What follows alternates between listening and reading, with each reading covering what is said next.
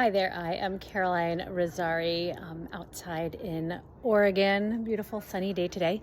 I am a couples therapist who is licensed in both Oregon and Washington, and I wanted to touch base with you on understanding consent and pleasure in relationships and kind of talk about a couple of things that you can do to help reignite that intimacy. In long-term relationships, that intimacy really can become disconnected. People can be affectionate without the sexual aspect of it. You can feel like roommates instead of lovers. And oftentimes there's a fear of rejection on one person's side. So I want to talk a little bit about consent and pleasure. And Betty Martin has an amazing book out there. And I'm just going to touch base on a couple of things in that book, and also just other aspects just in terms of if you notice yourself shoulding yourself, and what are the shoulds you have around intimacy and sex in your relationship, and what are the actual wants you have. And also, I think sometimes it can get lost, and there are a lot of other dynamics, maybe that'll be another video, around pleasure and the idea of pleasure and whose pleasure is this for, and are you doing it for the other person and therefore you're getting pleasure, or is it just for your pleasure?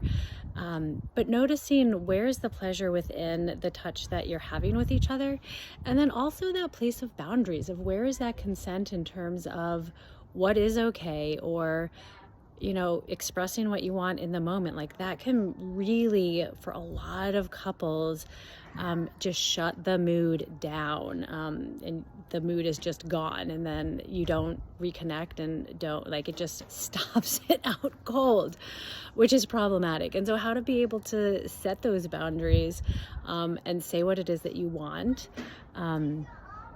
without it shutting it down, and in a way, opening up the door instead of being able to say, I want this instead, or, thinking about lighter, or over to the left, or can you try this, and letting people know what you want. So a couple of things to do, if you're interested in doing this with your partner later, would be, how can you share what your desire is without any blame? Let the other person know what your desires are. And maybe you don't even talk about fantasies, but being able to talk about fantasies, you may not necessarily want to do the fantasy in real life, but maybe it's just something you've thought about. And making sure that you're open and curious when you all are talking about it.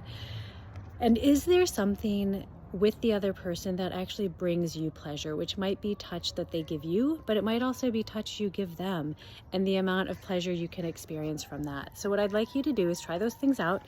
If you're interested in setting up a consultation, then go ahead and you can subscribe to my channel down below. My website is listed below, and you can go ahead and schedule a 45-minute consultation. All right, thank you. Take care.